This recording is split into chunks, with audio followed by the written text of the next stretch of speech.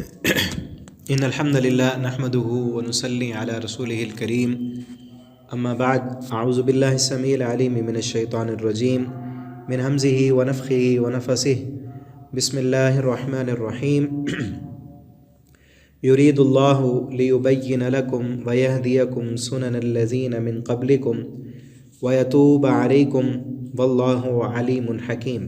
तफ़सीरुल कुरान के सबक में आज इंशाअल्लाह सूरह निसा का रुकू नंबर 5 हमने पढ़ना है। पहले इसका लफ्ज़ी तर्जुमा हम पढ़ते हैं, फिर इसकी तफसीर पढ़ेंगे। युरीदुल्लाह, अल्लाह चाहता है, लियुबय्यिना, कि वो बयान कर दे, लकुम, तुम्हारे लिए, वयहदियकुम, और वो हिदायत दे तुम्हें, सुनना, तरीक़े की, अल्लज़ीना, उन लोगों के जो मिन क़ब्लिकुम, तुमसे पहले थे, वयतूब अलैकुम, और वो रुजू करे, अलैकुम, तुम पर, या तौबा कबूल करे वो तुम्हारी, वल्लाहु, और अल्लाह ताला, अलीमुन, खूब जानने वाला है, हकीम, खूब हिकमत वाला है। वल्लाहु, और अल्लाह ताला, युरीदो, चाहता है, अन यतूबा, कि वो रुजू करे, अलैकुम, तुम पर, व युरीदुल्लज़ीना, और चाहते हैं वो लोग जो यत्तबिऊन शहवात, वो सब पैरवी करते हैं शहवात, अपनी ख्वाहिशात की, अन तमीलू, कि तुम सब झुक जाओ, मैलन, झुकना, अज़ीमा, बहुत ज़्यादा। युरीदुल्लाह, अल्लाह चाहता है, अन युख़फ़्फ़िफ़ा, कि वो हल्का करे, अन्कुम, तुमसे, बोझ, व खुलिक़ल इंसान, और पैदा किया गया है इंसान ज़ईफ़ा, कमज़ोर। या अय्युहल्लज़ीना, ए वो लोगो जो आमनु, सब ईमान लाए हो, ला तअकुलू, ना तुम सब खाओ, अम्वालकुम, अपने माल, बैनकुम, अपने दरमियान, बिल बातिली, बातिल तरीके से, इल्ला, मगर, अन, ये के, तकूना, हो, तिजारतन, तिजारत, अन तराजिन, बाहमी रजामंदी से, मिनकुम, तुम्हारी तरफ से, वला तक़तुलू, और ना तुम सब कत्ल करो, अनफुसकुम, अपने आप को, इन्नल्लाह, बेशक अल्लाह ताला, काना है, बिकुम, तुम पर, रहीमा, बहुत बड़ा मेहरबान। वमन यफ़अल, और जो करेगा, ज़ालिका, ये काम जो पीछे बताए गए हैं गुनाह के, जो बंदा भी करेगा, उद्वानन, ज़्यादती करते हुए, व ज़ुल्मा, और जुल्म करते हुए, फ़सौफ़ा, तो अन करीब, नुस्लीहि, हम दाखिल करेंगे उसे, नारा, आग में, वकाना ज़ालिका अलल्लाहि यसीरा, और है ये काम अल्लाह पर बड़ा आसान। तुम भाग नहीं सकते, अल्लाह ने सज़ा देनी है तो सज़ा देना अल्लाह पर कोई मुश्किल नहीं है। और आगे अगली आयत में देखें, अल्लाह को कोई सज़ा देने का कोई शौक़ नहीं है। इन तजतनिबू, अगर तुम इज्तिनाब करोगे, कबाइरा, कबीरा गुनाहों से, माँ, जो कि तुनहौन, तुम सब मना किए गए हो, जिन कबीरा गुनाहों से, उनसे बचने का अल्लाह ने रोका है, जिनसे तुम मना किए गए, अन हो, उनसे, नुकफ़िर, तो हम मिटा देंगे, अनकुम, तुमसे, सय्यिआतिकुम, तुम्हारे गुनाह, यानी तुम्हारी छोटी ख़ताएँ, छोटे गुनाह जो हैं वो हम उनको माफ़ कर देंगे। वनुदखिलकुम, और हम दाखिल करेंगे तुम्हें, मुदखलन करीमा, इज़्ज़त की जगह दाखिल करना, वला, और ना, ततमन्नौ, मत तुम सब तमन्ना करो, माँ, उसकी जो, फ़ज़्ज़लल्लाह, फ़जीलत दी है अल्लाह ने, बिही, उसकी, बाज़ुकुम, तुम में से बाज़ को, अला बाज़िन, बाज़ पर, लिर्रिजाली, मर्दों के लिए, नसीबुन, एक हिस्सा है, मिम्मा, उससे जो, इक्तसबू, उन सब ने कमाया, वलिन्निसाई, और औरतों के लिए भी, नसीबुन, हिस्सा है, मिम्मा, उससे जो, इक्तसबना, उन्होंने कमाया, वस्अलुल्लाह मिन फ़ज़लिही, और सब मांगते रहो अल्लाह से उसका फ़ज़ल, अल्लाह से उसके फ़ज़ल का सवाल करो। इन्नल्लाह, बेशक अल्लाह ताला, काना है, बिकुल्लि शैइन, हर चीज़ को, अलीमा, खूब जानने वाला। वलिकुल्लिन, और हर एक के लिए, जालना, हमने बना दिए हैं, मवालिया, हक़दार या वारिस, मिम्मा, उससे जो, तरकल वालिदान, छोड़ जाएँ वालिदैन, वल अक़रबूना, और करीबी रिश्तेदार, वल्लज़ीना, और जिन लोगों से, अक़दत, अहद किया है, ऐमानुकुम, तुम्हारी कसमों ने, फ़ातूहुम, तो तुम सब दो उन्हें, नसीबहुम, उनका हिस्सा। इन्नल्लाह, बेशक अल्लाह ताला, काना है, अला कुल्लि शैइन शहीदा, हर चीज़ पर गवाह। तो यहाँ तक ये रुकू नंबर 5 कंप्लीट हुआ। तो अभी हम इसकी तफसीर पढ़ते हैं। जैसे कि पहले मैं आपको बता चुका हूँ कि इस सूरत में ज़्यादातर मसाइल औरतों के मुताल्लिक़ हैं और इस्लामी मुआशरे के बुनियादी जो उसूल हैं, एक मुआशरा उसकी बुनियादें किस चीज़ पर होनी चाहिए, वो बुनियादी इस्लाहात जो हैं आप सल्लल्लाहु अलैहि वसल्लम ने मुआशरे में की, वो इसमें उनका बयान है। अब पिछले रुकू को थोड़ा जहन में रखें, जो पीछे हम पढ़ चुके हैं कि अल्लाह रब्बुल आलमीन ने क्या क्या, बल्कि पीछा सूरत के शुरू से वो सारी चीज़ें यहाँ पर उनका कुछ खुलासा है। सूरत के शुरू में अल्लाह रब्बुल आलमीन ने पहला जो हमने रुकू पढ़ा उसमें यतीमों के हुकूक बयान की अल्लाह ताला ने, और उसके बाद जो है वरासत के अहकाम दूसरे रुकू में वो बयान हुए हैं, और फिर तीसरे रुकू में जिन तौबा का भी बयान है, और मुआशरे में अगर बेहयाई हो, कोई ज़िना करे तो उसका इब्तिदाई जो सज़ा थी वो उसका बयान है, और फिर तौबा कैसे कबूल होगी उसका उसूल है, और फिर किन किन औरतों के साथ निकाह नहीं हो सकता उसका बयान किया, और फिर निकाह कैसे होगा। एक इंसान के अंदर अल्लाह रब्बुल आलमीन ने एक सलाहियत रखी है, जिनसी रुझान रखा है, उसका जायज़ हल क्या है वो बताया गया कि निकाह करना है, और निकाह की शराइत क्या है वो बताई गई कि निकाह सबके सामने हो, पाक दामनी के लिए हो, उसके गवाह भी हों, हक माहर भी हो, ठीक है। और अगर इसकी ताकत नहीं है तो फिर जो है आज़ाद औरत से निकाह करने की ताकत नहीं है तो ग़ुलाम औरत से कर लो, और अगर वो भी नहीं तो फिर हदीस में बताया गया कि रोज़े रखो। ये सारी इस्लाहात जब नबी करीम सल्लल्लाहु अलैहि वसल्लम ने की तो लोगों ने बहुत सारी बातें की, क्योंकि एक रिवाज जो चल रहा होता है लोगों के दरमियान, उसको बदलना, उसके ख़िलाफ़ खड़ा होना बहुत बड़ा महाज होता है, ठीक है ना। आप देखें कि साल से उनमें रिवाज चला आ रहा था कि औरत को वरासत में बिल्कुल कुछ उसको हक नहीं देते थे, इख्तियार नहीं था। तो नबी करीम सल्लल्लाहु अलैहि वसल्लम ने आकर औरत को उसकी वरासत में हक हिस्सेदार बनाया, ठीक है ना। इसी तरह जिस औरत का शौहर फौत हो जाता उसको मजबूर किया जाता, उसको दोबारा दूसरा निकाह करने की इजाज़त तक न दी जाती। आप सल्लल्लाहु अलैहि वसल्लम ने आकर उसको दूसरा निकाह करने की इजाज़त दी और कहा कि तुम अगर वो अपनी मर्ज़ी से कहीं निकाह करना चाहती है तुम उनको रोक नहीं सकते, ठीक है ना। इसी तरह यतीमों के हुकूक आप सल्लल्लाहु अलैहि वसल्लम ने बयान किए। और इसी तरह एक और बहुत बड़ी जहालत जो थी इसी पिछले असबाब के में हमने पढ़ी कि एक मर्द की अगर कई औरतें होती, वो फौत हो जाता तो उसी का सौतीला बेटा अपनी माँ से जो है वो शादी कर लेता, उससे रोका गया। तो ये सारी चीज़ें औरतों के हुकूक, खुसूसन सूरतुन निसा है ना, औरतों के ये सारे हुकूक जब बयान हुए, ठीक है ना। और ये भी आया उसमें पिछले रुकू में हमने पढ़ा कि अगर एक औरत उसको तुम अपने पास बसाना नहीं चाहते तो फिर उसे छोड़ दो अच्छे तरीके के साथ, वाशिरुहुन्ना बिल मारूफ। अगर रहना है तो इंसान के बच्चे बनकर उनके साथ अच्छा सलूक करो, वाशिरुहुन्ना बिल मारूफ, अच्छे तरीके के साथ रहो। वला तुक्रिहू अलल बिग़ा इन अरदना तहस्सुनन लितब्तगू अरज़ल हयातिद दुनिया, तुम उनको ज़बरदस्ती अपने पास न रखो। यानी ये सारे उस माशरे में औरत पर जो जुल्म होते थे उन सब मज़ालिम से जब उनकी बुनियादी इस्लाहात नबी करीम सल्लल्लाहु अलैहि वसल्लम ने की और पाबंदियाँ लगाईं कि ये काम, और फिर जो पीछे आया बल्कि इसी सूरत के पहले रुकू में कि 4 से ज़्यादा बीवियाँ रखना उसकी इजाज़त नहीं दी गई। पहले था कि एक बंदा कई औरतों के साथ जो है वो निकाह कर लेता और कई उसकी लोंडियाँ भी होती, ठीक है ना। एक बंदे की कई औरतों के साथ शादी है, निकाह है, तो सबको बराबर के हुकूक तो वो नहीं दे सकेगा ना।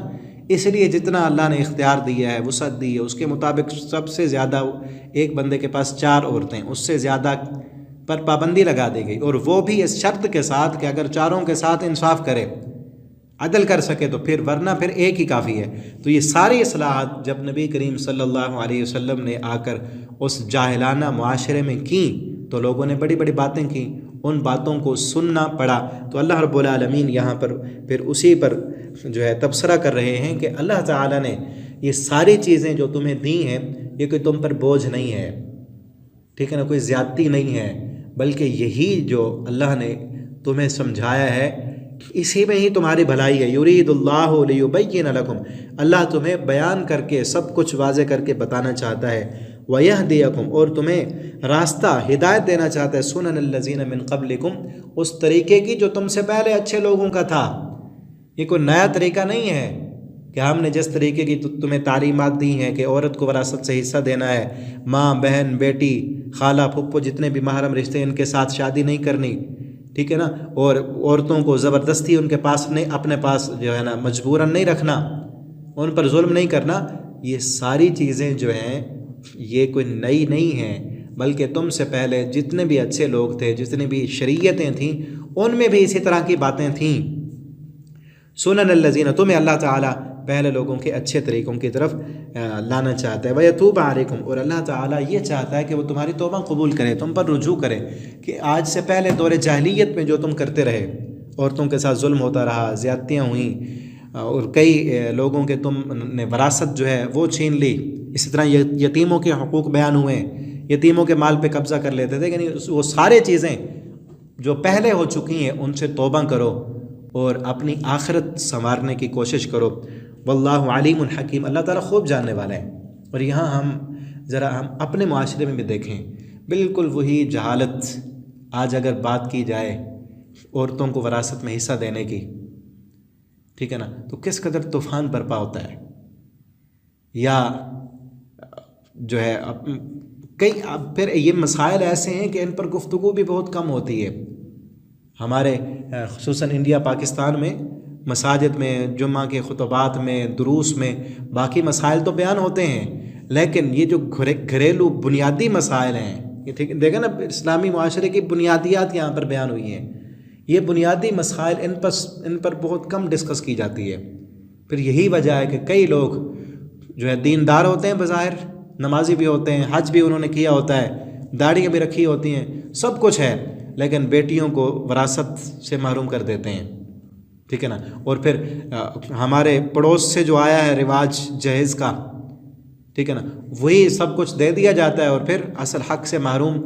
और फिर इसी तरह यतीमों के जो हुकूक़ हैं, अगर उस दौर में, दौर जहलियत में भी ऐसे था, अगर किसी का बाप फौत हो जाता तो वो उसकी ज़मीन जायदाद जो भी है उस यतीम के माल पे कब्ज़ा कर लेते। यहाँ भी ऐसे है। वल्लाहु युरीदु अन यतूबा अलैकुम, अल्लाह ताला ये चाहता है, युरीदु चाहता है, यतूबा अलैकुम कि वो तुम्हारी तरफ रुजू करे, यानी तुम्हारी तौबा कबूल करे। जितने भी पहले तुमसे अगर ख़ताएँ गुनाह हुए हैं इस किस्म के, तो अब उन पर अड़े मत रहो, बल्कि अल्लाह की तरफ आओ, रुजू करो, तौबा करो। औरतों के साथ ज़्यादतियाँ हुई, तुमने यतीमों के माल पे कब्ज़ा किया, या किसी भी किस्म के तुमसे गुनाह हुए हैं, अल्लाह की तरफ आओ, तौबा करो। और वयुरीदुल्लज़ीना, और वो लोग चाहते हैं, यत्तबिऊन अश्शहवात, जो ख्वाहिशात के पैरोकार हैं, ख्वाहिशात के पैरोकार लोग, वो तुम्हें क्या करना चाहते हैं, तमीलू, कि तुम झुक जाओ, मैलन अज़ीमा, झुक जाना बहुत ज़्यादा, कि वो तुम्हें अपनी ख्वाहिशात की तरफ झुकाना चाहते हैं, ठीक है ना। वो चाहते हैं जो दिल चाहे वो करो, वो नहीं करना तो जो दिल चाहता है, ठीक है ना। करना क्या है, जो रब चाहता है, इस दिल को बनाने वाला वो, क्योंकि दिल तक खून में शैतान दौड़ता है इंसान के, और शैतान दिल में वसवसात और ख्यालात डालता है, गुनाहों की तरफ उभारता है। और फिर ये दुनिया जो है ये दारुल इम्तिहान है। बज़ाहिर इसकी रोशनियाँ, इसकी रंगीनियाँ, इसकी चांदनी, ठीक है ना, इसकी लज्जतें और बहारें इंसान को अपनी तरफ खींचती हैं, लेकिन कामयाब कौन है जो इस अपने दिल की मनमानी के पीछे न चले। अल्लाह ताला सूरह कहफ में अल्लाह ताला फरमाते हैं, इन्ना जअलना मअल अर्ज़ि ज़ीनतल लहा लिनब्लुवहुम अय्युहुम अहसनु अमला, हमने ज़मीन की रौनकें और बहारें, लज्जतें ये सारी इसलिए बनाई हैं ताकि हम तुम्हारा इम्तिहान लें, कौन तुमसे अच्छे अमल करने वाला है। ज़ुय्यिना लिन्नास हुब्बुश शहवात मिनन निसाइ वल बनीन, कि हमने इंसान के दिल में शहवत, मोहब्बत, ख्वाहिशात की मोहब्बत डाल दी, औरतों से, बनीन से, बेटों से, माल से, सोना चांदी से, ठीक है ना। अब उन जो मोहब्बत डाली है अल्लाह ने फितरत में रखी है, उसको पूरा करने के फितरी तकाजे भी अल्लाह ने बता दिए हैं। उन रास्तों पे चल कर इसको पूरा करो, वरना अगर इंसान हवस का पुजारी बन जाए, अपनी ख्वाहिश नफ्स का पुजारी बन जाए, फिर हवस के पुजारियों का पेट कभी नहीं भरता। हवस के पुजारी, ठीक है ना, 4 शादियों तक की अल्लाह ने इजाज़त दी है। जिसका गंद में मुंह मारने का जो है हवस का पुजारी जो बन जाए ना, वो चाहे उसकी 1 बीवी है 4 भी हों, फिर भी उसने बदकारी और बेहयाइयाँ करनी है। इसलिए अल्लाह ताला चाहते हैं कि तुम अपने नफ्स के पीछे मत चलो। अगर यत्तबिऊन शहवात, अपनी ख्वाहिशात के पीछे चलोगे ना, अन तमीलु मैलन अज़ीमा, तो ख्वाहिशात के पीछे चलने वाले तुम्हें बहुत दूर तक जो है झुका देंगे, फिर तुम्हारा वापस पलटना बड़ा मुश्किल हो जाएगा। युरीदुल्लाहु अन युखफ्फिफ़ अन्कुम व खुलिक़ल इंसानु ज़ईफ़ा, अल्लाह चाहता है अन युखफ्फिफ़ अन्कुम, कि वो हल्का करे तुमसे बोझ, व खुलिक़ल इंसानु ज़ईफ़ा, और इंसान तबअन कमज़ोर पैदा किया गया है। ये शरीयत के अहकामात जो भी पीछे बयान हुए हैं, ये इसलिए नहीं है कि अल्लाह तुम पर बोझ लादना चाहता है, बल्कि इन्हीं पर ही अमल करोगे तो इसी में ही तुम्हारे लिए भलाई है, इसी में ही निजात है, इसी में ही तुम्हारे लिए आसानी है। बोझ जो तुमने अपने ऊपर ख़ुद लादे हुए हैं वो बोझ हैं।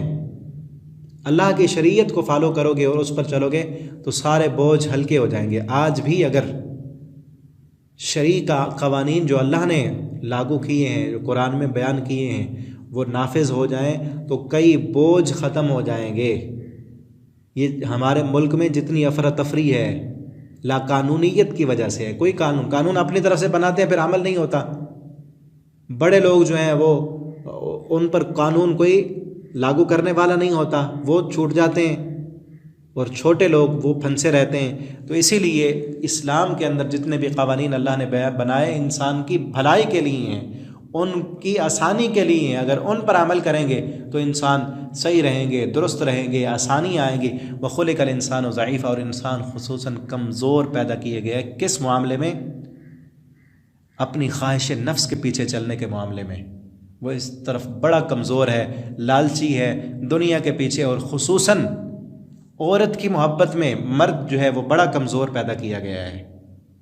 आज देख लें जितने भी फितने और फसाद हैं उसके पीछे या माल है या औरत है। और इसीलिए अल्लाह ने इजाज़त दी, सारे क़वानीन पिछले रुकू में जो बयान हुए ना, कि मुहसिनीन गैर मुसाफिहीन, अपनी पाक दामनी के लिए निकाह कर लो, ठीक है ना। अगर एक के साथ तुम्हारी जिस्मानी ज़रूरत पूरी नहीं हो रही, 2 करो, 3, 4 करो, और इसके बाद भी अगर फाशी और यानी की तरफ जाते हो तुम, तो फिर क्या है? ऐसे इंसान को पत्थर मार मार के मार दो, क्योंकि अल्लाह हराम नहीं देखना चाहते। अल्लाह तुम्हारी नस्लों में पाकीज़गी चाहते हैं। दुनिया असल मकसद नहीं है, आखिरत मकसद है। तो इसीलिए इंसान कमज़ोर पैदा किया गया है। तो अल्लाह ने ये सारे जायज़ रास्ते दिखा दिए हैं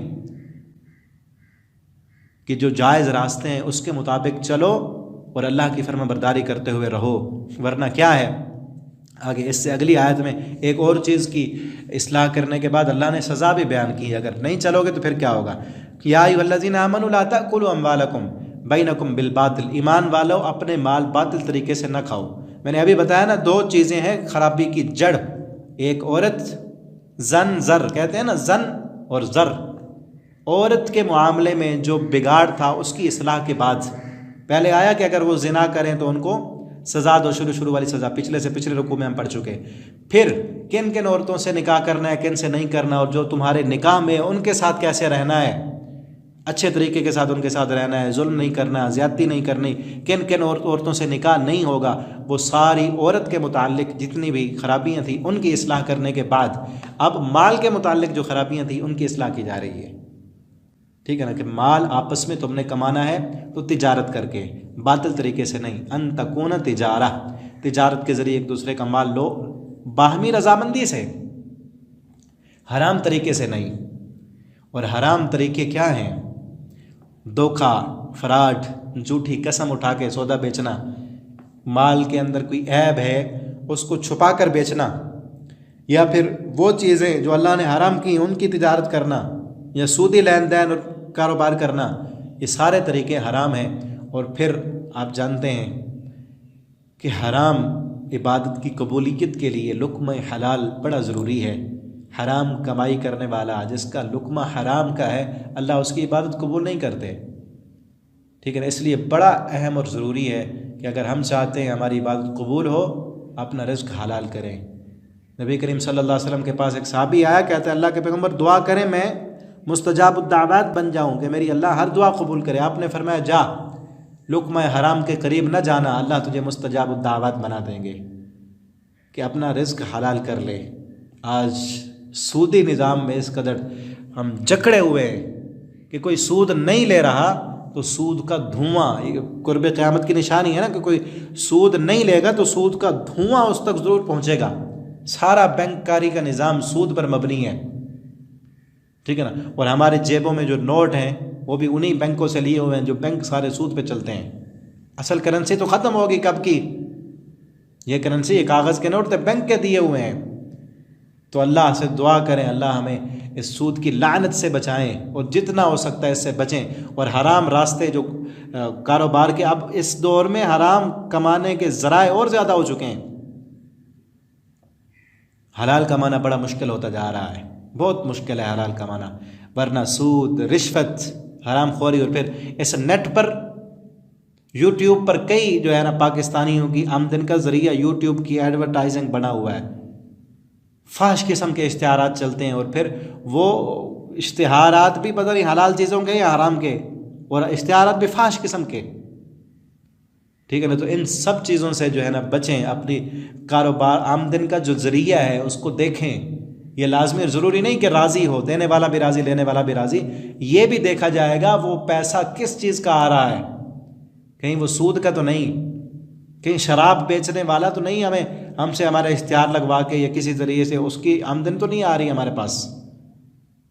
सहाबे कराम इस मामले में कितने जो है वो एहतियात करने वाले थे। हज़रत अबू बकर सिद्दीक़, उनका एक ग़ुलाम था, खादिम उनका, तो वो मिठाई लाया, मिठाई ली और खा ली। बाद में उस ग़ुलाम ने बताया कि ये मिठाई जो थी ये मैं दौरे जाहिलियत में जब मुसलमान नहीं था, मैं ऐसे जो है ना लोगों को जिस काहन की कमाई होती है ना, हराम आप सल्लल्लाहु अलैहि वसल्लम ने करार दी, मैं अंदाज़े लगा के तुक्के लगा के बताया करता था लोगों को तेरा ये काम हो जाएगा। ऐसे तुक्का लगाया, किसी का काम हो गया, वो मिठाई लाया है। तो सैयदना अबू बकर सिद्दीक़ तो खा चुके थे, उंगली डाली मुँह में, ज़ोर लगाया और कह करके वो सारी मिठाई जो है वो बाहर निकाल दी। कहा इस हराम को मैं अपने पेट में नहीं रखना चाहता। किस कदर एहतियात करने वाले थे। हो सकता था अब तो खा ली है ना, लेकिन हम देखें, हम अपने कमाई को देखें कि कहाँ से आ रही है, किन ज़राए से अब ले रहे हैं। बैनकुम बिल बातिल, बातिल तरीके से। और फिर बातिल तरीका क्या होता है? धोखे देकर, फराड करके, लोगों की ज़मीनों जायदादों पे कब्ज़े करके। यहाँ तो बड़े धड़ल्ले से लोग कह रहे होते हैं कि मैं कब्ज़ा कर लिया तेरी ज़मीन पर, तू क्या करेगा। पुलिस वाले मेरे जो है ना दोस्त हैं, जज के साथ मेरी सलाम दुआ है, इस 5 मरले तेरी ज़मीन पे कब्ज़ा किया, तू इसके लिए जो है ना सुप्रीम कोर्ट में जाएगा, मैं तुझे सुप्रीम कोर्ट तक ले जाऊंगा, सारे मेरे दोस्त हैं, बनी बनाई है मेरी, तू मेरा क्या कर सकेगा। बदमाश और सीना जोरी से ये काम हो रहे होते हैं। क्या है असल वजह? क्या है कि अल्लाह का डर नहीं है और शरीयत का कानून नहीं है। शरई क़वानीन अगर हों, एक दफ़ा मुजरिम को सज़ा दी जाए, दोबारा वो जुर्म नहीं होगा। नबी करीम सल्लल्लाहु अलैहि वसल्लम के ज़माने में कितने लोगों को जो है, कितने लोगों के चोरी के हाथ काटे गए, कितने लोगों को ज़िना की वजह से जो है ना संसार किया गया, कोड़े लगाए गए। सिर्फ 1-2 केस हैं, उसके बाद तो बिल्कुल अमन हो गया। 1-2 जो है वो आए थे डाकू, मुजरिम, लुटेरे, जिनकी सज़ा का आगे 6 पारे में जिक्र है, बल्कि 7वें में सूरह अनाम उसमें क़वानीन जो है वो बयान होंगे ना, वहाँ पर है। तो अगर इस्लामी कानून हो तो फिर लोग उसके तहत डर कर रहते हैं और जुर्म नहीं होते। यही तो है ना, पीछे अभी पढ़ा, युरीदुल्लाहु युख़फ़्फ़िफ़ अन्कुम, अल्लाह तुम पर तख़फ़ीफ़ करना चाहता है। तो इसीलिए हमें चाहिए कि हम अपनी जो आमदन के ज़राए हैं उनको देखें और चेक करें, हलाल खाएँ, लुक़मा हराम से बचें। अल्लाहुम्मा, और दुआ किया करें, अल्लाहुम्मा मक्फ़िना बिहलालिका अन हरामिक व अग़निना बिफ़ज़लिका अम्मन सिवाक। अल्लाह तू हमें हलाल इतना दे कि हमें काफ़ी हो जाए और हमें गनी कर दे कि हम किसी से नाजायज़ तरीके से माल न लें, रिश्वत न लें, सूद न लें, तू हमें काफ़ी हो जा बस। इन्नल्लाह कान बिकुम रहीम वला तक़्तुलू और ना तुम कत्ल करो अपने आप को। अपने आप को कत्ल करना क्या है? ख़ुदकशी करना, ठीक है ना। और फिर ऐसे काम करना जिसमें बीमारियाँ हों, जिस तरह सिगरेट पीना हो, सिगरेट की डब्बी पर लिखा होता है कि कैंसर मूजी मर्ज है, इसके पीने से कैंसर होता है। बल्कि मेरे जहन में आ रहा है, अगर मैं भूल नहीं रहा, तो सऊदीया के उलमा ने यह फतवा दिया है कि जो इस सिगरेट पीता पीता कैंसर हुआ और मर गया, खुदकशी की मौत है उसकी। और ये भी फतवा दिया कि तेज़ रफ्तारी, जिसको पता है कि एक्सीडेंट हो सकता है, वो तेज़ रफ्तारी की वजह से एक्सीडेंट हुआ, मर गया, ये भी खुदकशी है। क्यों वो ज़रा इस्तेमाल करते हैं जिसकी वजह से जान चली जाए। और फिर रसूलुल्लाह सल्लल्लाहु अलैहि वसल्लम का फरमान है, जो बंदा खुदकशी करता है, जिस चीज़ से वो उसने खुदकशी की, जहन्नम में उसी तरह वो करता रहेगा। कोई छुरी मारी अपने पेट में, चाकू मारा हड्डी के साथ, या जहर पीकर मरा, वही छुरी उसको दी जाएगी, जहन्नम में अपना पेट चाक करता ही रहेगा, ठीक है ना। आप तो कहते हैं घबरा के कि मर जाएंगे, मर के भी चैन ना पाए तो फिर किधर जाएंगे। इसीलिए खुदकशी करते हैं ना। पिछले दिनों मेरे ख्याल से इंडिया की कोई एक लड़की थी, बड़ा मशहूर हुआ यूट्यूब पे, आपने शायद देखी हो वीडियो। उसने कहा कि मेरा जो शोहर है वो जहेज़ का मुतालबा करता है। गलत था मुतालबा उसका, वबाल हमने जो है ना डाला हुआ है बच्चियों पर, बोझ। कई बच्चियां इस वजह से जो है वो उनकी शादियां नहीं हो रही कि बाप के पास जहेज़ के पैसे नहीं है। उसका शोहर मुतालबा करता था जहेज़ का, बेचारी गई और उसने दरिया में छलांग लगा दी। अब उसने अगला जो काम किया उससे भी बड़ा किया है। खुदकशी करने वाला, उसकी माफ़ी नहीं है, वो जहन्नम में ऐसे ही खुदकशी करता रहेगा। जितना बड़े से भी बड़ी मुसीबत और मुश्किल आ जाए, अपनी जान ये अल्लाह की अमानत है। हम अपनी जान को अपनी मर्ज़ी से ख़त्म नहीं कर सकते। ना आए अपनी मर्ज़ी से, ना जाना अपनी मर्ज़ी से है। अपनी मर्ज़ी से जाएंगे तो फिर जहन्नम जाएंगे, हमारा इस पर क्या इख्तियार है। फिर वो लोग कहाँ जाएंगे जो कहते हैं मेरा जिस्म मेरी मर्ज़ी। ना आए अपनी मर्ज़ी से, ना जाएंगे अपनी मर्ज़ी से। अपनी मर्ज़ी से जाएंगे तो फिर जहन्नम में।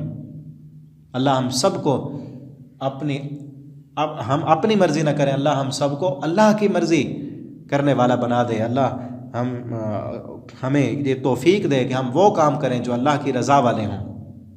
वला तक़्तुलू अनफुसकुम, अपने नफ्सों को तुम कत्ल न करो। इन्नल्लाह काना बिकुम रहीमा, अल्लाह तुम पर बड़ा रहम करने वाला है। तुम्हारी जानें अल्लाह को बड़ी अजीज़ हैं, ठीक है ना। और नबी सल्लल्लाहु अलैहि वसल्लम ने ये दुआ भी सिखाई है, एक बंदा अगर ज़िंदगी से तंग है, परेशानियाँ हैं, दुख हैं, बीमारियाँ हैं, मुश्किलात हैं, अपनों ने भी साथ छोड़ दिया। होता है ना कि माल दौलत की फरावानी हो तो अपने भी साथ होते हैं, और अगर कुछ ना हो, हालात बदल जाएं तो अपने भी साथ छोड़ देते हैं। आप सल्लल्लाहु अलैहि वसल्लम ने फरमाया हालात अगर ऐसे हैं तो फिर भी ये ना कहो कि अल्लाह मुझे मार दे, नहीं, बल्कि आप सल्लल्लाहु अलैहि वसल्लम ने दुआ सिखाई। फिर ये कहना है अल्लाहुम्मा अहयिनी मा अलिमतल हयात खैरल ली व तवफ़्फ़नी इज़ा अलिमतल वफ़ात खैरल ली। अल्लाह अगर मेरे लिए मेरा ज़िंदा रहना अच्छा है तो मुझे ज़िंदा रख। अल्लाह अगर मेरे लिए मेरी ज़िंदगी अच्छी नहीं है तो फिर मुझे फ़ौत कर ले, ठीक है ना। ऐसे नहीं कहना कि अल्लाह मुझे मार ले, मौत की दुआ भी नहीं करनी। ये कहना है कि अल्लाह मेरे लिए अगर मेरी मौत अच्छी है तो अच्छी मौत दे दे, अच्छी मौत तो मांगनी चाहिए। वमन यफ़अल ज़ालिका उद्वानम व ज़ुल्मन फ़सौफ़ नुस्लीहि नारा, जो बंदा ये करेगा जुल्म करते हुए, ज़्यादती करते हुए, अनकरीब हम उसे जहन्नम में डाल देंगे। क्या ये करेगा? पीछे जितने भी काम बयान हुए, यतीमों पर जुल्म करेगा, ठीक है ना, किसी की वरासत हक खा जाएगा, किसी की वरासत का, अपनी बीवियों के साथ जुल्म करेगा, औरतों के साथ नाइंसाफ़ी करेगा, ठीक है ना। ये सारे पीछे बयान हो रहे हैं जहाँ से सूरह निसा शुरू हो रही है, वो सारे जराइम, ठीक है ना। और अगर 4 बीवियाँ हैं उसकी, या 2 हैं, 3 हैं, उनमें अदल नहीं करेगा, इंसाफ नहीं करेगा, या फिर शादी के बाद गलत राहों की तरफ जाएगा, या निकाह में ताख़ीर करेगा, रुकावट बनेगा। जितने चीज़ें आप रुकावट बनी हुई है निकाह में, और निकाह में रुकावटें इसलिए जो है और नौजवान नस्ल वो बेराहरवी का शिकार है, गलत रास्ते खुले हैं। तो जितने भी पीछे है ना, ये जो भी करेगा उद्वानन, सरकशी करते हुए, जुल्म करते हुए, अपनी पाक दामनी के लिए निकाह नहीं कर रहा, छुप के यारियाँ लगा रहा है। पीछे पड़ा ना पिछले रुकों में, पाक दामनी के लिए निकाह नहीं करता, बल्कि क्या छुपी दोस्तियाँ लगानी। कई जगह पर ऐसे भी होता है कि वालिदैन को पता है कि मेरा बेटा मुँह काला कर रहा है, शादी नहीं करता उसकी। क्यों? क्योंकि बहू आ जाएगी घर में और फिर जो है ना रोटियां ज़्यादा पकानी पड़ेंगी, खर्चे बढ़ जाएंगे। और तुम खिलाते हो, अल्लाह देता है, वो आएगी अपनी किस्मत का रिज्क खुद लेके आएगी। और ये जो कर रहे हो, ये बेटा अगर इस राह पे चलता चलता जहन्नम में पहुंच गया तो फिर क्या करोगे। तो इसीलिए चाहिए, यहाँ पर पीछे है ना, खुलिकल इंसान ज़ईफ़ा, इंसान बड़ा कमज़ोर है। ईमान, बड़े बड़ों के ईमान जो है वो शैतान इस राह से जो है वो फिसला देता है। इसलिए जब भी औलाद जवान हो फ़ौरन उसका निकाह करें और निकाह आसान बनाएं, निकाह के रास्ते आसान बनाएं ताकि ज़िना के रास्ते बंद हो जाएं।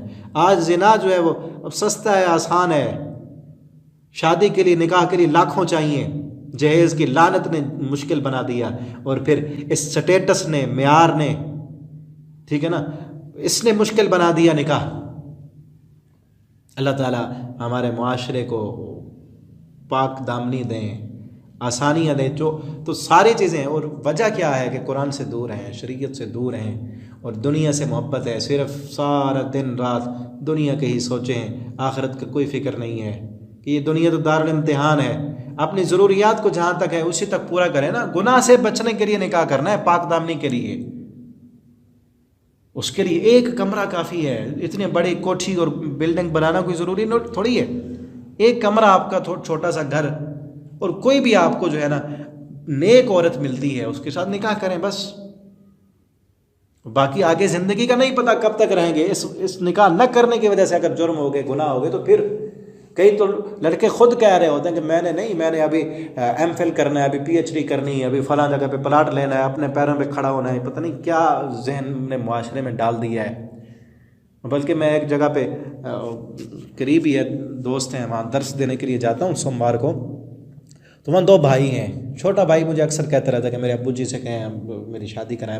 अभी उसके बाप भी कह रहा था कि शादी इनकी तय कर दी है, अल्लाह ताला उनके लिए आसानियाँ फरमाए। तो छोटा कहता है शादी करें, बड़ा कहता है नहीं मैंने तो अभी जो है ना पढ़ना है, फ़लाँ करना है, चाइना जाना है, वहाँ से मैंने PhD करनी है, डॉक्टर बनना है, यूँ करना है, फ़लाँ करना है। पता नहीं, मैंने कहा यार तुझे क्या है, वो छोटा तुझसे वो कह रहा है, अब वो उसका मजाक उड़ाए, बड़ा उसका मजाक कहता है इसको बड़ी जल्दी है। मैंने दोनों को पकड़ा, समझाया, और साथी भी थे।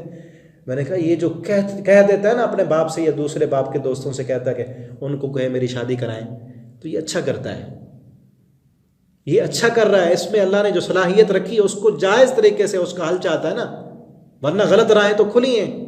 तो उसके बाप को भी समझ आई बात, तो इंशाअल्लाह अल्लाह ताला करेंगे सबके बापों को समझ आ जाए कि शादियों में आसानी करें, बिला वजह रुकावट न बने। वालिदैन भी मुजरिम हैं जो बिला वजह अपनी बेटियों की शादियां लेट करते हैं, या जहेज़ की वजह से, या किसी और जहेज़ की वजह से अगर बाप मजबूर हैं बेचारे, तो ये पूरे मुआशरे का जुर्म है। ये जहेज़ मुसल्लत करने वालों, यहाँ ये बात याद रखें कि कई ऐसी जायज़ चीज़ें अगर उनकी वजह से कई लोग मजबूर होते हैं ना, उन जायज़ चीज़ों को भी छोड़ना पड़ता है हमें, ठीक है ना। कहीं और भी बात आएगी तो मैं हवाला दूंगा। आज बड़े बड़े वलीमों की वजह से बेचारे गरीब देखकर वो कहते हैं इतना बड़ा उसने वलीमा किया, हम क्या करें। हालांकि 1-2 देखें पका के 4-5 बंदों को बुला के वलीमा हो जाता है। बड़े बड़े दावतों ने बेचारे गरीबों का वो नाक न कटे हमारी, इस वजह से उनकी शादियां लेट हो जाती है। पहले कमाओ, इतना पैसा इकट्ठा करो, इतना बड़ा ताकि जहेज़ हो, इतना बड़ा वलीमा हो।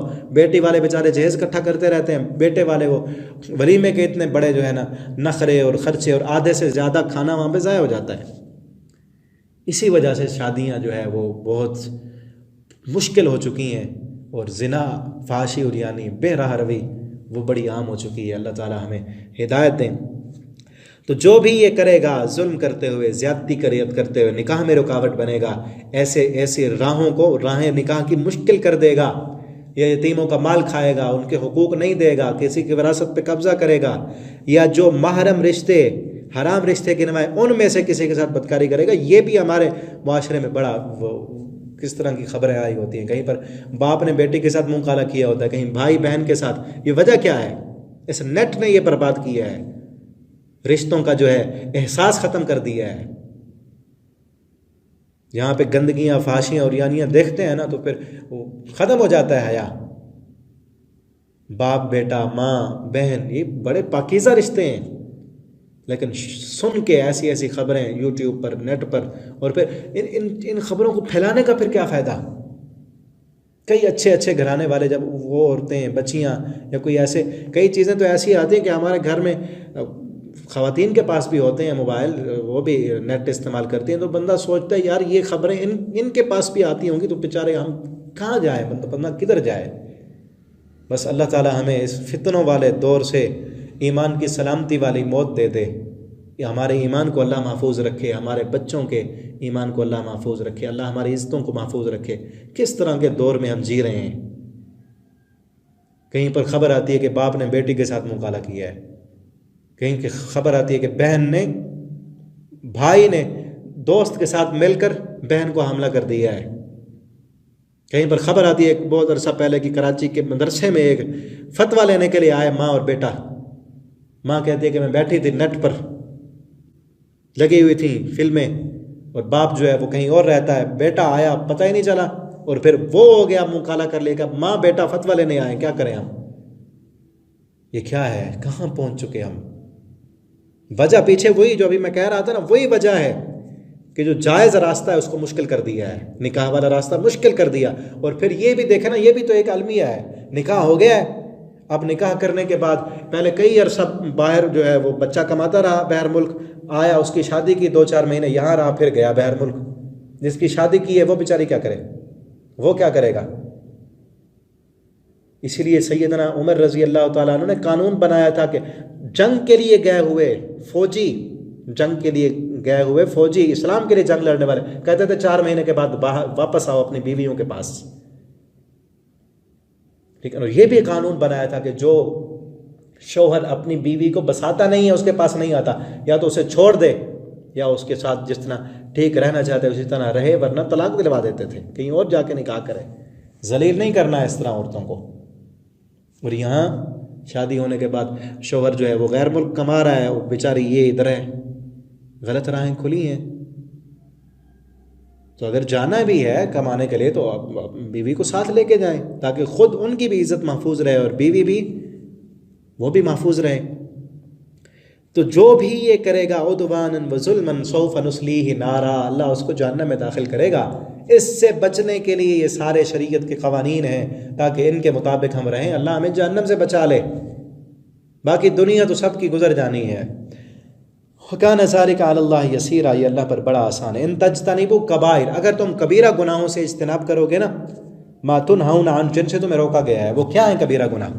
यहाँ पर पीछे जो भी बयान हुए हैं, ठीक है ना, यतीमों के हक खाना, बीवियों में नाइंसाफ़ी करना, किसी की विरासत खा जाना, उनको उनके हक न देना, हक वालों को हक न देना, और फिर जो महरम रिश्ते बयान हुए हैं, या फिर पाक दामनी की वजह से निकाह न करना बल्कि छुपी दोस्तियाँ लगाना, जिना की तरफ जाना, ये सारे कबीरा गुनाह हैं। बल्कि कई बाज़ हदीस में उनकी तरतीबें, लिस्टें भी आई हैं, जैसे शिरक है, झूठी गवाही देना है, जिना करना है। और बाज़ उलमा ने भी इसका वो किया है कि कबीरा गुनाह वो होता है जिस पर अल्लाह ने हद मुकर्रर की हो, जिस गुनाह पर हद हो, जैसे चोरी है, डकैती है, जिना है, शराब पीना है, तोहमत लगाना है, इन पर हदें हैं, और वो भी कबीरा गुनाह है जिसके करने का जो है गुनाह बड़ा बयान किया गया होगा। ये करोगे तो इतना गुनाह है, ये करोगे तो इतना गुनाह है, जिस पर जहन्नम की वईद सुनाई गई हो, और वो भी जिस पर लानत की गई हो कि फ़लाँ काम करने वाले पर लानत है, फ़लाँ काम करने वाले पर लानत है, वो भी कबीरा गुनाह है। और इसी तरह जिसको रसूलुल्लाह सल्लल्लाहु अलैहि वसल्लम ने हराम कहकर रोका हो कि ये काम करना हराम है, ये काम करना हराम है, वो कबीरा गुनाह है। और फिर हदीस में भी जैसे मैंने बताया कि उनकी तरतीब आई है, और अल्लाह ताला फरमाते हैं उन बड़े गुनाहों से बचोगे ना। और एक और जगह पर भी यही मज़मून है, वहाँ है कबीरा गुनाहों से और फहाशी से, बेहयाई के कामों से इज्तनाब करोगे तो नुकफ़िर अन्कुम सय्यातिकुम, हम तुम्हारे छोटे गुनाह मिटा देंगे। बड़ा गुनाह की माफ़ी के लिए लाजमी है कि तौबा करें, तौबा करें। और बाज़ गुनाह ऐसे भी हैं जिन पर जो है वो कफ़ारा भी बयान किया गया है, माफ़ी भी मांगें, तौबा भी करें और साथ वो कफ़ारा भी दें, तो फिर ऐसे गुनाह माफ़ होंगे। और छोटे सगीरा गुनाह जो हैं, अगर बड़े गुनाहों से कोई बंदा इज्तनाब करता है ना, तो छोटों से अल्लाह ताला उसे ख़ुद बचाते हैं। और इन्नल हसनात युज़हिब्न सय्यात, बाज़ नेकियां ऐसी हैं जिनकी वजह से वो सगीरा गुनाह जो है वो मिट जाते हैं। अल्लाह ताला हमें कबाइर से बचाएँ। और फिर यहाँ आगे एक और अहम तरीन बात बयान हो रही है, उसके साथ ही आगे रुकू कंप्लीट होने वाला है। वला तमन्नौ, कि ना तमन्ना करे तुम में से, मा फ़ज़ल अल्लाह, जो अल्लाह ने फ़जीलत दी तुम में से बाज़ को। अल्लाह ने ना हर इंसान को मुख्तलिफ जो है वो खुसूसियात दी हैं। बाज़ को अल्लाह ने हुस्न ज़्यादा दिया है, बाज़ किसी इंसान को अल्लाह ने जो है जिस्मानी तौर पर ज़्यादा क़ुव्वत ताकत दी है, किसी को अल्लाह ने ज़हनी सलाहियत ज़्यादा दी है, ठीक है ना। किसी को अल्लाह ने बोलने की ताकत दी है, किसी को अल्लाह ताला ने जो है वो अच्छा बिजनेसमैन बनाया है, किसी को अल्लाह ताला ने कोई सलाहियत दी। अल्लाह ताला की ये एक कायनात की खूबसूरती है कि अल्लाह ताला ने हर किसी को एक जैसा नहीं बनाया, फितरतें अलग हैं। और इन सलाहियतों को ना वो कहते हैं ना गॉड गिफ्टेड, कुछ सलाहियतें गॉड गिफ्टेड हैं। तो यहाँ पर ये कहा जा रहा है एक किस्म का ना इस आयत का एक बहुत बड़ा मौजू वो ये है, अगर इसका उन्वान दें, वो ये है कि नेगेटिव सोच से मना किया गया है। मनफी सोच नहीं करनी, मनफी नहीं सोचना। अल्लाह ने किसी को हसीन बनाया है ना, तो आप उसको देखकर कुढ़ते ना रहें अगर अल्लाह ने आपको कोई कम हुस्न दिया है, बल्कि आपको जो सलाहियत दी उसी को उभारें, उसको आगे ले जाएं। हसद ना करें किसी पर, इससे रोका गया है। किसी दूसरे की चीज़ देखकर हसद न करें, मनफी न सोचें कि उसको ये क्यों मिला, मुझे क्यों नहीं मिला। ठीक है ना। मा फज़ल अल्लाह, अल्लाह ने फजीलत दी है, आप कौन है एतराज़ करने वाले। अल्लाह ने आपको तो भी तो कई सलाहियतें दी हैं ना, जो आपके अंदर सलाहियत है उसको आप देखें, उसको संवारें, उसको उभारें, आप मेहनत करें और आप देखें कि अल्लाह ने कौन सी सलाहियत आपको दी, आप उसी मैदान में आगे बढ़ें, उसी मैदान में मेहनत करें। किसी और की चीज़ देखकर हसद न करें। और फिर ये ऐसी चीज़ है कि इंसान कर कुछ नहीं सकता, अंदर ही अंदर कुटता ही रहता है। ठीक है ना। जैसे कोई कहे, किसी की बीवी देख कर कहे कि किसी की बीवी खूबसूरत है, वो कहे कि ये मेरी बीवी होती, अभी हो सकता है वो तो उसकी है। और कोई औरत किसी के शौहर को देखे कि खूबसूरत है और कहे ये मेरा होता, ऐसे क्या होगा। आप अपने पास जो चीज़ें हैं ना, अल्लाह की जो नेमतें हैं, असल में ना शैतान ना जो हमारे पास मौजूद होता है उसकी हैसियत ख़त्म कर देता है। हमारे यहाँ उसकी हैसियत ही नहीं रहती। और जो दूसरे के पास है वो शैतान दिखाता रहता है, वो देख वो इतना कमा गया, उसके बाद इतना पैसा, वो इतना खूबसूरत, उसके बच्चे इतने सलाहियतें। तो अपने पास देखें अल्लाह की कितनी नेमतें हैं। अपने जिस्म में देखें, अल्लाह ने अच्छा बोलना वाला बनाया, हम आँखें ठीक काम कर रही हैं, जिस्म ठीक काम करता है, अल्लाह ने अच्छा खाना दिया, अच्छा घर दिया, बच्चे दिए, ठीक है ना, बीवी दी, अल्लाह ने शौहर दिया, बच्चे दिए, घर दिया, सब कुछ दिए। ये सारी नेमतें देखा करें, गिना करें और इस पर अल्लाह का शुक्र अदा किया करें। ठीक है ना। और ख़ुसूसन फिर ये था क्योंकि कुछ औरतों में ये चीज़ होती है कि मैं औरत क्यों बनी, मैं मर्द होता, क्योंकि पीछे सूरतुन निसा है ना, ख़ुसूसन औरतों के बारे में, लिर्रिजाल नसीबुम मिम्मा इक्तसबू, मर्दों के लिए उनका हिस्सा है जो उन्होंने कमाया, औरतों के लिए उनका है। अब कोई औरत ये कहे कि मैं औरत क्यों हूँ, क्योंकि हमारे मुआशरे में फिर वही जहालत की तरफ जा रहे हैं ना। कई बातें मैं अभी कर चुका हूँ जहालत वाली, जो दौरे जाहिलियत में थी अब भी हैं। ठीक है ना। जहालतें हम करते हैं, तो इस वजह से चूँकि हमारे मुआशरे में बच्चियों को एक अच्छा नहीं समझा जाता, तो कई औरतें बच्चियाँ वो बेचारी कुड़ती रहती हैं कि मैं लड़की क्यों पैदा हुई, लड़का ना होता मैं लड़का। तो इस पर मनफी नहीं सोचना। अल्लाह ने अगर लड़की बनाया है तो ये नहीं है, फिर जो असल चीज़ बयान की जा रही है ये नहीं कि क़यामत के दिन आपको कोई मकाम कम मिलेगा इस वजह से कि आप लड़की हैं। दुनिया में कई चीज़ें सिर्फ इस वजह से मिल जाती हैं कि ये मकाम है। कई चीज़ें जो है मर्दों को इस वजह से दे दी जाती हैं कि ये मर्द है, ये बेटा है, ये बाप है। इसी तरह औरत का भी एक मकाम है। कई चीज़ें माँ को सिर्फ इस वजह से मिल जाती हैं कि ये माँ है। कई चीज़ें बीवी को इस वजह से मिल जाती हैं कि ये बीवी है, ये बच्ची है, ये बेटी है।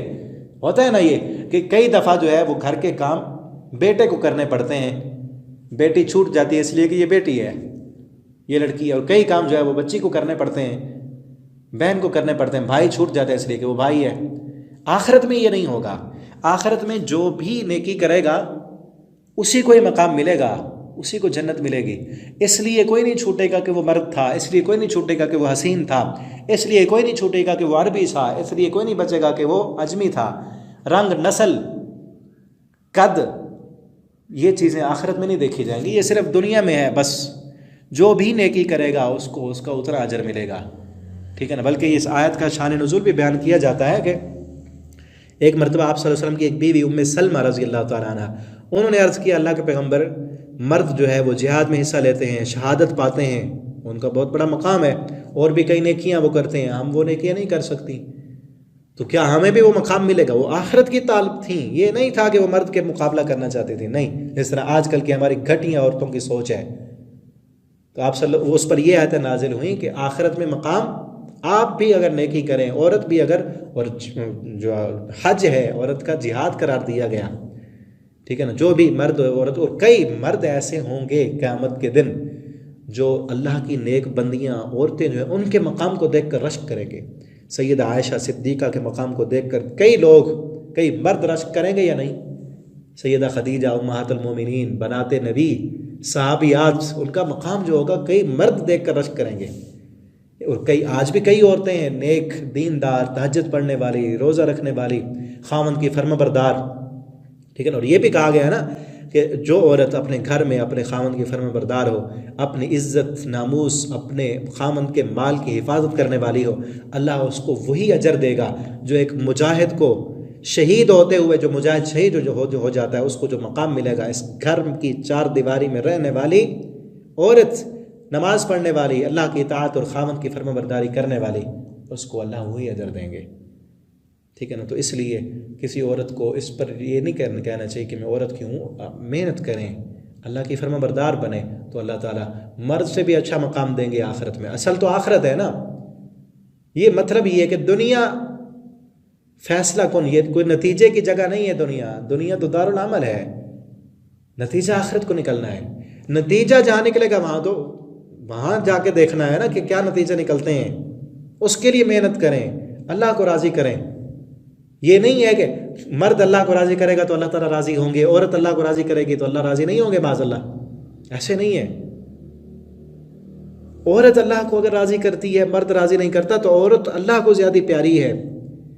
एक काला इंसान, और फिर मेरे जहन में आया हबशे का बिलाल, काला रंग का, काला नाक, मोटा, आवाज़, अल्लाह को पसंद आ गया वो, अल्लाह ने काबतुल्लाह की छत पे चढ़ा गया। और बल्कि नबी सल्लल्लाहु अलैहि वसल्लम जब गए मिराज को, आप फरमाते हैं बिलाल मैं जहाँ जाता हूँ जन्नत में आगे तेरे कदमों के चलने की आवाज़ आती है। अल्लाह को वो पसंद आ गया। और नबी सल्लल्लाहु अलैहि वसल्लम का चचा अबू लहब, ठीक है ना, सूरह लहब में पढ़ा हमने, वो पसंद ना आया, वो चमकते चेहरे वाला वो पसंद नहीं आया। अल्लाह तो ये देखना चाहते हैं कि किसका दिल उसकी तरफ मुनीब है, किसका दिल फर्माबरदार है, कौन उसके साथ ज़्यादा प्यार करने वाला, उसकी खातिर मेहनत करने वाला कौन है। वो कोई भी हो, लिरिजाल नसीब, मर्द करेंगे तो अल्लाह के यहाँ उनका मकाम है, औरतें करेंगी तो उनका अल्लाह के यहाँ उनका मकाम है। और फिर ऐसी सोच रखने का कोई फ़ायदा नहीं होता। एक लड़की अगर इसी वजह से कुड़ती रहे कि मैं मर्द होता, या एक मर्द लड़का इसी वजह से कुड़ता रहे कि मैं औरत होता, और बाज़ अपने जो है वो कपड़े औरतों वाले पहन ले, उनकी नकाली करे, या औरत मर्दों वाले कपड़े पहन ले हैं, या आजकल जो है वो जदीद साइंस से वो कुछ ऑपरेशन करा के भी अज़ा अपने लगवा लेते हैं, लेकिन वो फितरत अल्लाह ने जो अंदर नेचर जो सलाहियत रखी है वो तो नहीं बदल सकते कुछ। और ये है भी, वईद भी बयान की गई है, जो अगर मर्द औरत की मुशाबत करेगा, औरत मर्द की मुशाबत करेगी, अल्लाह ने जहन्नम की वईद सुनाई है नबी सल्लल्लाहु अलैहि वसल्लम ने। इससे बचना चाहिए।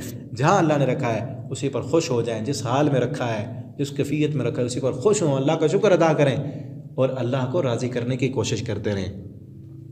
इन्नल्लाह कान बिकुल्लि शैइन अलीमा व लिकुल्लिन जअलना मवाली, और अल्लाह ने हर एक के लिए वारिस बनाया है। मौला दोस्त को भी कहते हैं, वारिस को भी कहते हैं, और मौला जो है वो ग़ुलाम और उसका जो आका होता है, ग़ुलाम का मालिक, उसको भी मौला कहते हैं। अल्लाह ने सब के लिए बनाए हैं, जो उसके वालिदैन छोड़ कर जाएँ या करीबी रिश्तेदार, या जिनके साथ तुमने अक़दत ईमानुकुम, अपनी कस्में पुख्ता की हैं, तो उनको उनका हिस्सा दो। यानी पहले दौर जahiliyyat में एक ये था कि बाज़ लोग एक दूसरे से कह लेते कि मेरा जिस्म तेरा जिस्म, मेरा माल तेरा माल, मैं मर जाऊं तो सारा कुछ तेरा होगा, तू मर जाए तो मेरा होगा। अल्लाह ने कहा कि वो जाहिलियत का जो है वो था, दौर था। अब ऐसे नहीं है, अल्लाह ने हर एक के वारिस मुकर्रर कर दिए। कुल्लिन जालना मवाली, अल्लाह ने हर एक के रिश्तेदार बना दिए हैं, अब उसी का होगा। अब कोई इंसान ये नहीं कह सकता उसका बेटा भी है, उसकी बेटी भी है, उसके भाई बाप वो भी हैं रिश्तेदार, वो ये कहे कि मैं मरने लगूँ, फला मेरा दोस्त जो है वो मेरी जायदाद का मालिक होगा। ऐसे नहीं होगा। अगर वो अपने वारसों को महरूम करेगा तो मुजरिम बनेगा। जिनको उसने पैदा किया वो बेटे बेटियां वो उसकी वारिस हैं। या एक दोस्त किसी औरत को जो है ना गलत दोस्तियां बना कर कहे कि मैं मर जाऊं, मेरा जिस्म तेरा जिस्म, मेरा माल तेरा माल, ऐसे तो नहीं होगा ना। अल्लाह ने बना दिए हैं। और फिर देखें ना किस कदर अल्लाह ने हमें दुनिया में भेजा, दारुल इम्तिहान है ना। ये सब आना भी अपनी मर्ज़ी से नहीं, जाना भी अपनी मर्ज़ी से नहीं, जो कमाया उसको भी अपनी मर्ज़ी से नहीं, अल्लाह की मर्ज़ी से कमाना है, अल्लाह की मर्ज़ी से हलाल कमाना है, हलाल रास्ते पे ख़र्च करना है। जो बचा है वो भी अल्लाह की मर्ज़ी के मुताबिक इस्तेमाल होगा। यानी ये ज़िंदगी अल्लाह के नाम कर दें, ये ज़िंदगी सब कुछ इसका, सलाहियतें, ताकतें, कमाना, सब कुछ अल्लाह के लिए हो। मरने के बाद की ज़िंदगी अल्लाह हमारी मर्ज़ी की कर देंगे। अल्लाह ताला से दुआ है अल्लाह हमें कुरान पढ़ने की, समझने की तौफ़ीक दे। जब तक ज़िंदा रखे अल्लाह हमें अपनी मर्ज़ी करने वाला बना दे। अल्लाह हमें ऐसे काम करने की तौफ़ीक दे जिन कामों से अल्लाह राज़ी हो जाए, और मरने के बाद अल्लाह रब्बुल आलमीन हमें अपनी जन्नतों का मेहमान बना दे। आखिर दावाना अल्हम्दुलिल्लाहि रब्बिल आलमीन।